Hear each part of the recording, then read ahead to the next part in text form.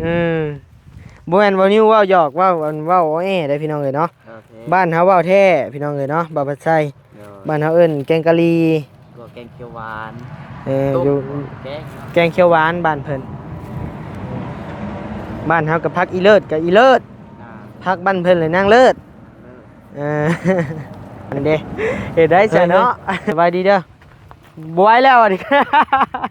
แล่นของน้ำแล้วเอาโอเคเด้อบ่ภาษาเด้อเดี๋ยวค่อยแก้ข่าวซะดอก แก้ข่าวยังเอาสิได้สิมาแก้ข่าวทึกก็เรียกว่าสิแลนมาแก้ข่าวทึกติแล้วแล่นเข้าห้องน้ำสอนโอ้ได้แล้วได้เฉยได้แล้วนี่คนเก่งครับเข้าไปเมียนแกมูเด้อตาจินเสือกอย่าเห็นมันทุกกะโลเด้อทำเด้อมันปลูกแล้วกะโลเจ้าแมวนี่ก็ได้10 กิโลอยู่ฮึบฮึบได้บ่ฮึบบ่รู้ได้บ่1 กิโลเย็นข้าวน้ำได้วันนี้นะแนวเย็นโยกเขาเอาว่ามันเห็นอะไรซะนกขุดคือหรือเห็นแขนนั่นนี่แล้วบ่เห็นแขนแขนกุดแขนขาดอยู่ติ8 1 2 3 4 5 6พาข้างยังพาข้างเท่าไหร่ไล่รวมเบิดเท่าไหร่รวมหมดกับตัวนี้เลยได้53แก๊สนะมอบให้เขาสร้างนะบ่ได้ไล่จับแบบนี้จับแบบนี้มอบให้เขาสร้างจับช่องมือกว่ามอบเขาสร้างเนมกล้องผมลืมเลยโอ้ยเล่นขับแล้วโดยและตัวนี้นะ2,650,000เนาะตัว53แก๊สนี่ปัญชิทายาเนี่ยต้องสกอตติดก่อนติดให้เป็นแล้วเดียวกันเลยกันถ้วยใส่รีดบาดนี่บ่ซั่นกะบ่ยาแนวก็เอาปูนนั่นน่ะก็ได้ปูนเค็มนะปูนแบบผสมเค็มมาป้ายใส่มันจะเรียบเห็นเขาเห็นเฮือนเฮาดอก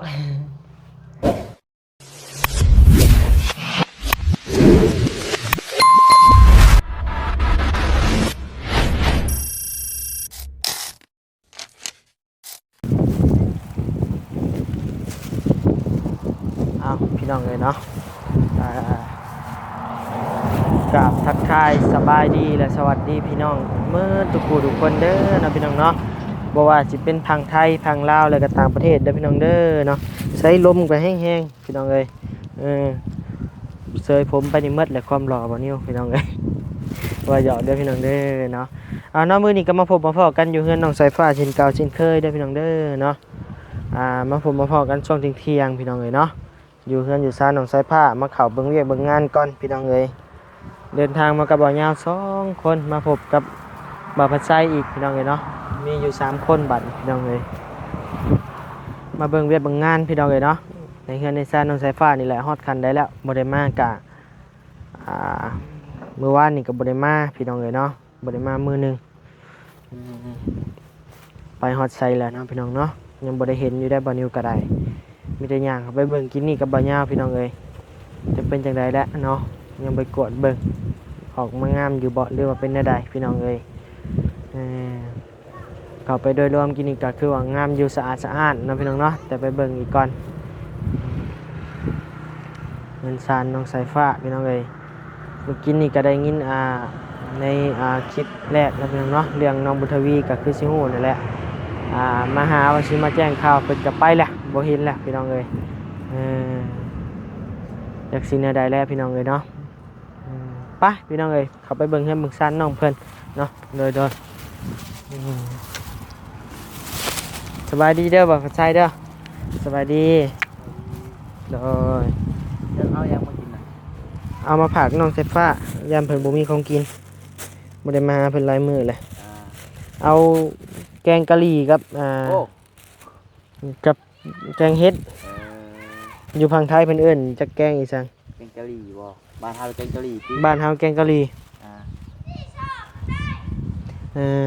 บ้านเฮาแกงกะหรี่บ้านเพิ่นจักเอิ้นหยังเล่นแกงเขียวหวานดูดีแน่บ้านเพิ่นแหละก็ได้บ้านเฮาแหละแกงกะหรี่บ่แม่นว่านิ้วเว้าหยอกเว้าแอ้ได้พี่น้องเอ้ยเนาะ บ้านเฮาว่าวแท้พี่น้องเลยเนาะบ่าวปัดไส้บ้านเฮาเอิ้นแกงกะหรี่ ก็แกงเขียวหวาน อยู่ แกง แกงเขียวหวานบ้านเพิ่นบ้านเฮากับพักอีเลิศกับอีเลิศพักบ้านเพิ่นเลยนางเลิศเออ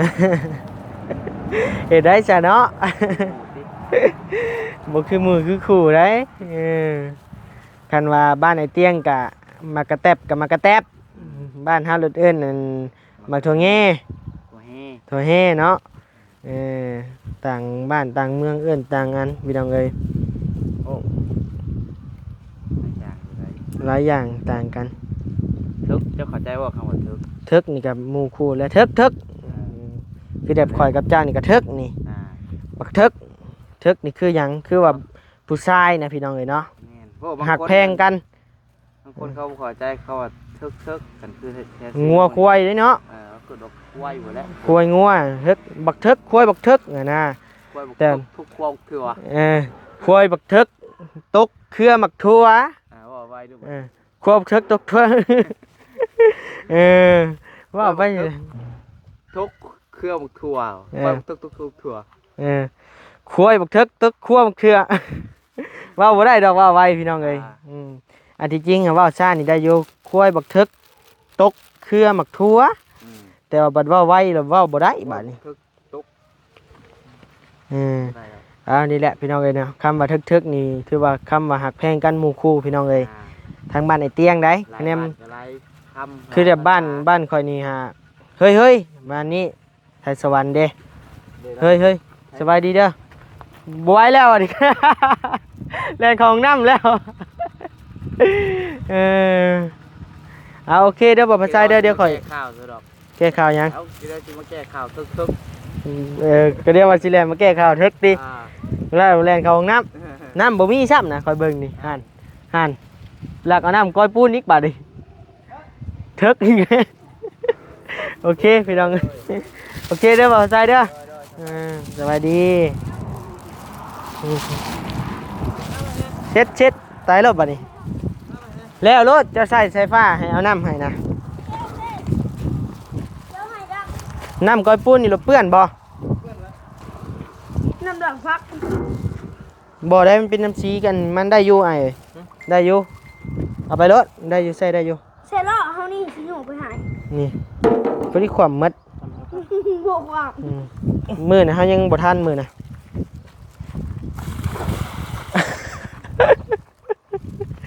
พี่น้องเอ้ยมาพี่ใส่ฟ้าโอ้ยมาเบิ่งเฮือนใส่ฟ้าก่อนพี่น้องเอ้ยสบายดีเด้อใส่ฟ้าเด้อสบายดีบ่เห็นหน้าช่องมือแหละมือหนึ่งบ่คือว่าจะเอิ้นอะหยังเอิ้นมาหามเข่าบ่อันนี้บ่ติว่าพ่อสร้างว่าบ่พ่อน่ะนี่เด้พี่น้องเอ้ยกะโหลบ่พ่อนี่เด้นี่จะมาจองดอกนี่ใส่ แต่ว่างบกะโหลกับบ่นิ้วก็หมดแล้วพี่น้องเอ้ยเนาะเหลือแต่ค่าสร้างกับบ่นิ้ว เรียก สองห้องก็แล้วพี่น้องเอ้ยสวัสดีเด้อพ่อสร้างเด้อเรียบร้อยเนาะสองห้องเนาะยังเหลือแต่ว่ากะโหลบ่พอนี่เนาะจะได้พอบ่ได้อยากเอาเงินก่อนบ่พาใช้บ่ไปแนมผ้าเลยก็บอกเฮาเอาให้เลยก็ได้บ่ยาก เงินโตข้างในนี่บ่ แม่นมายืมเพิ่มก็ได้เงินตัวสองห้องนี่นะ โดยบ่เป็นหยังแล้วแต่ลูกสิรู้ บ่ได้ผ้าอยากใช้บ่ ยังอยู่ยัง หรือว่าเอาเมียนเลยบ่หรือแนวใด คันว่าลูกมีก็เอาเมียนเลยก็ได้ มีให้แล้วพ่อจ้างให้เพิ่นฝากมาให้แล้ว เอาไปนั่นเด้สิไปปูว่าพันเอาไฟฟ้านี่ โอ้ได้เดี๋ยวเอาให้ก่อนก็ได้บ่เป็นหยังเนาะ เดี๋ยวมา เพราะว่ามันถึงขนาดนี้แล้วพี่น้องเอ้ยเนาะมีแต่ถ้าทางบริเพิ่นปรึกษาทางบริว่าเพิ่นสิซื้อมาให้บ่เนาะมันเพิ่นมีงบบ่เนาะโอเคเดี๋ยวจังหน่อยเฮาย่าเอาเงินมาให้เด้อพ่อจ้างเด้อโอเคเอาหามว่าจังหามก็ได้เสร็จป่ะอ่ะให้เอาของกินมาฝากแม่นกินกับพ่อจ้างเด้อ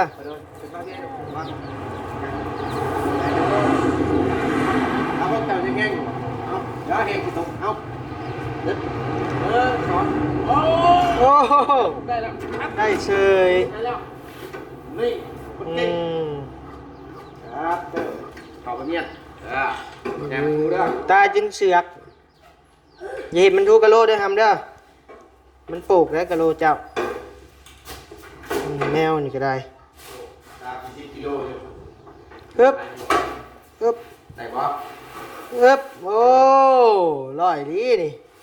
เก่งๆโอ้เรียบร้อยแล้วโอ้แมว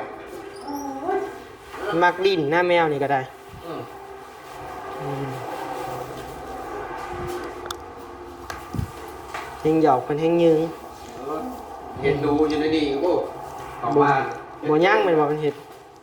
นั่น นี่ได้ว่าสิยกเอง ว่าดอกเดียวผู้เดียว เอา ผัก ดีนะเอากะชำเก่านะปัดโทรศัพท์ผมมีเย้าเอาอยู่เจ้าบ่เบิดไวเลยผมเพิ่น2 มื้อ 3 มื้อ ปั้นนั่นแหละ10,000 2 มื้อได้บ่ลูกเอาไปเอาคือก่อน1เจ็บบ่แห้ง ไปจากอื่นเลยเด้ ก่อนก็จะบ่แห้งลูกก็จะบ่แห้งเนี่ยเอาพอลูกอันนี้ คอยเด้อกะโลบาทเด้อทำเด้อ เป็นยังไงเอา อายเสียดายเด้องามบ่งามผู้ โอ้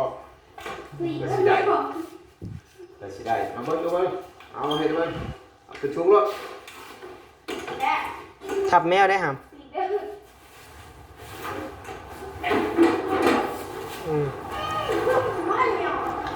กะโลนี่มันเป็นกระดาษกะโลแบบนั่นคือหยกนะพี่น้องเอ้ยเนาะหยกลายหยกกันแบบมีลายแส้นกันแบบสีฟ้าครามอะนะงามอยู่พี่น้องเอ้ยเนาะงาม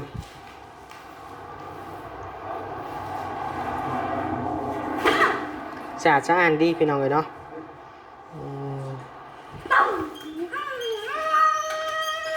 โอ้ย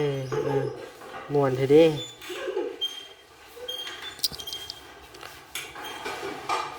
ถอกลงเบื้องนี้ก็ได้ครับ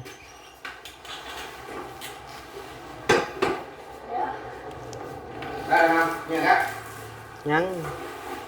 ถอกลงหักแล้ว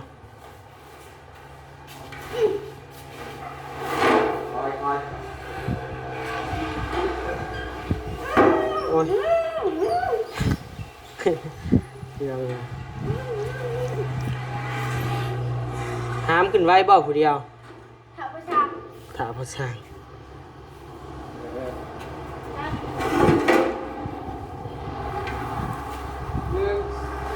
2อัพอันนี้อัพ มันแห้งเลยนะไอ้เบิ่งนี่ เบิดดอกเข้าเปิดละติ ข้าวมือละทิป โอ้4-5เทื่อมื้อนึงกินเก่งกินบ่หลายดอกมันยา คือคิวไพ่วะพ่อช่างคิวไพ่ใหม่วะคิวไพ่ช็อตวะ ปักไฟไฟ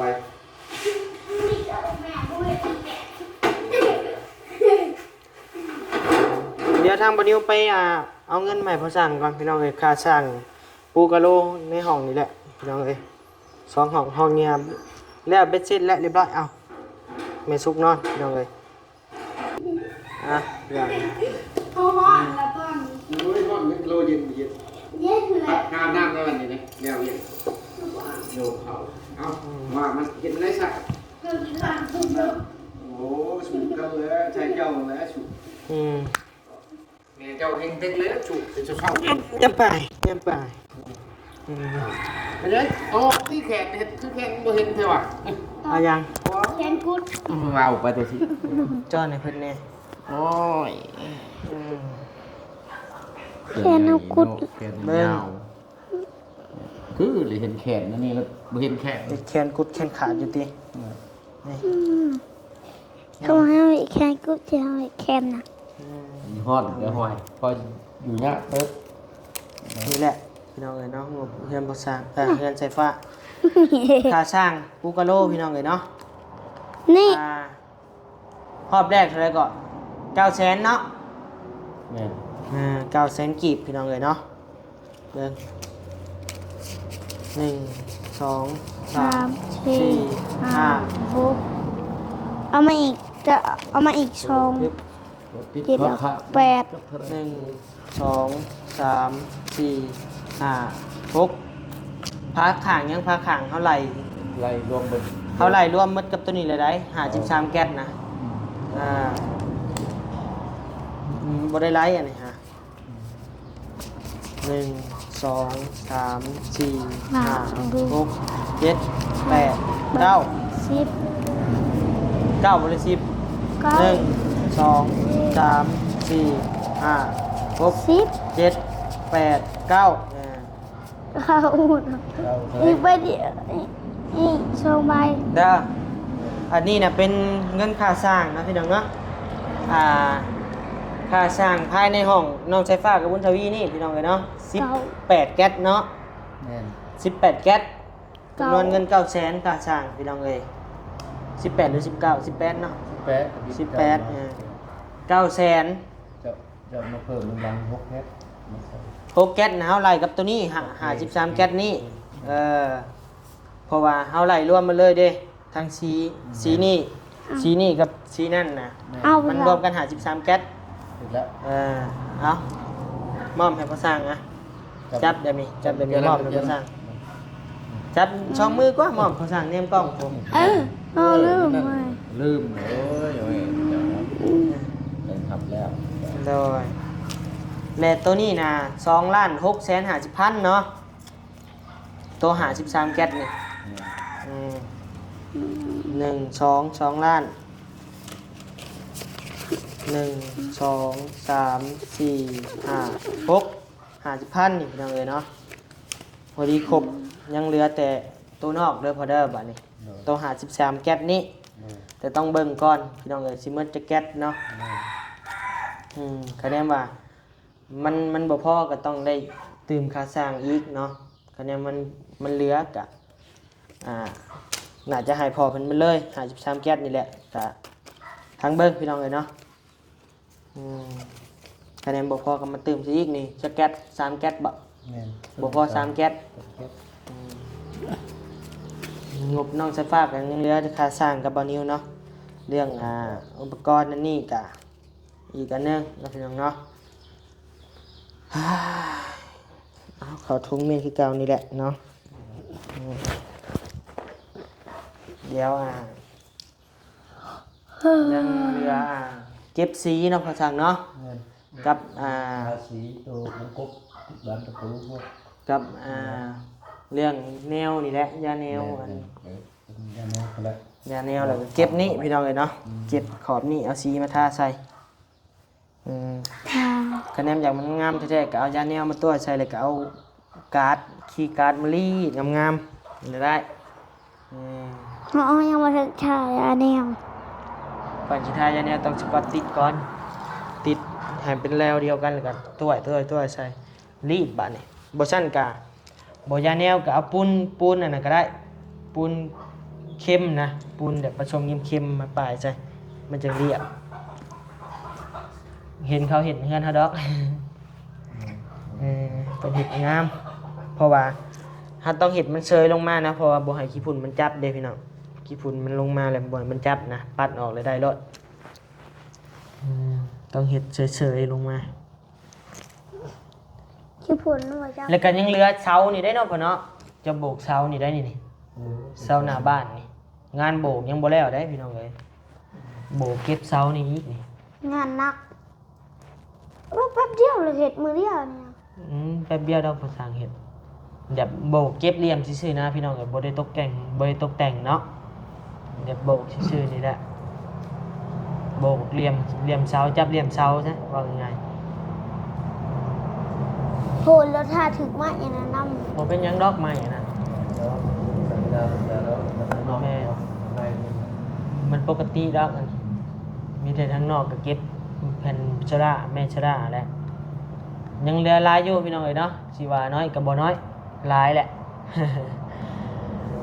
พี่น้องเอ้ย ำดีดไป บุญทวีไปใช้หาม ไปเลยดีเขาก็บอก บุญทวีน่ะบ่ได้บวชแล้วบ่สั่งไง นี่แหละ วัดนี่นะเพราะว่าในบ้านเพิ่นบ่ฮับบ่ฮับย้อนหยังย้อนว่ามีเนรแล้วมีจัวแล้วยันยาพ่อฮับบ่ไหว้ว่าซั่นเนาะ แกจักว่าได้ๆเป็นคือว่าของแรกเขาพันว่าวันนั้นจะทำสปอร์ตลีฟมีแต่บ้าน